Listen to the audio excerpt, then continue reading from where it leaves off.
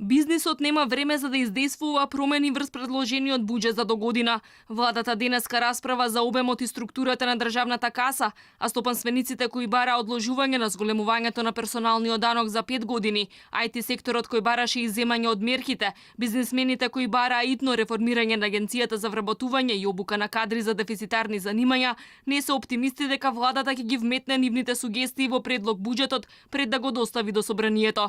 Велат, диалог има само на хартија, кој не функционира во пракса. Дали ќе имат ефект? Еве ќе видим. Не верувам дека ние од економско-социјален совет, која ќе однесеме, предложиме до владата измени, сугестии и така натаму, дека сега они ќе вратат уште една седница ќе направат која ќе влие директно на буџетот.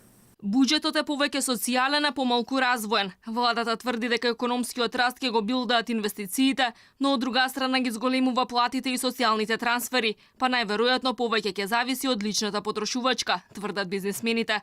Ако сака стопанството да испорача раст, неопходно е овој пат целосно да се реализираат капиталните инвестиции, а не да се кратат со ребаланс како и секоја година.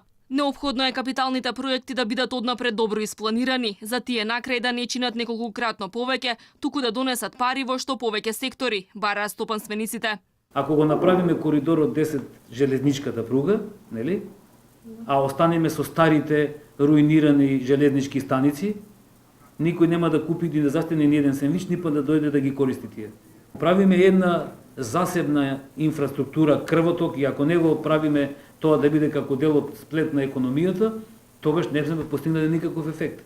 За бизнисот уште едни парламентарни избори до година би биле погубни за економијата. Велат едва е застанале нано за последнава година, па тоа би значило пролонгирано чекање на неопходните реформи. Предлог буџетот до година се заснова врз проекциите за економски раст од 3,2%, дефицит од 2,5% и инфлација од 2%.